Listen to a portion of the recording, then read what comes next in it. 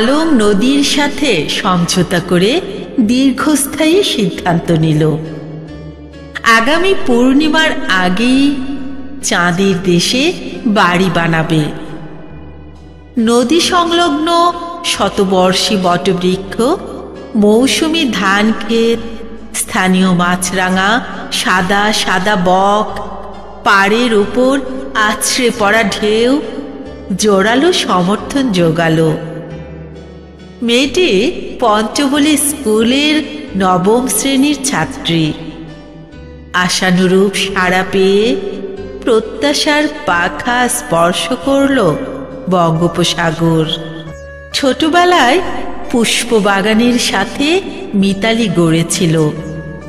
সেখান থেকে আত্মস্থ করে মৌমাছির গোপন কথোপকথন, গভীর অনুরাগ, ফুল সংসারের নিগূঢ় চন্দ্রিমা আয়োজন, বুকের ঘরে অরণ্য শিখরণ।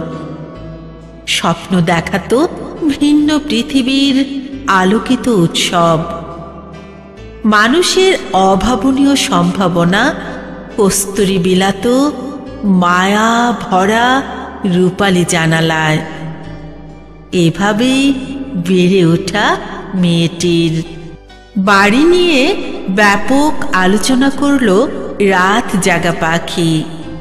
বাতাসে ভেসে যাওয়া মেঘ, 1700 নিবেদিত নদী, বিভিন্ন বয়সী স্বার্থহীন মুখের হাসি, মানুষের অমায়িক সরলতা।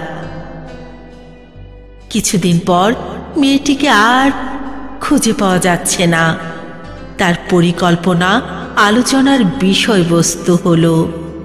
জাতীয় নির্বাচনের মতো এলাকার মানুষের উৎকণ্ঠা বাড়তে বাড়তে এক সময় নিভু নিভু হয়ে গেল গ্রামীণ সলতের মতো।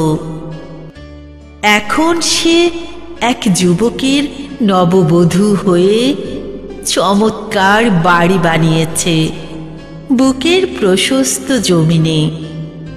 সেখানে সেখানে অল্প পানির ভেতরে শাপলা ফুলের মতো ফুটে থাকে সর্বদা মেয়েটির পরম সন্তুষ্টি।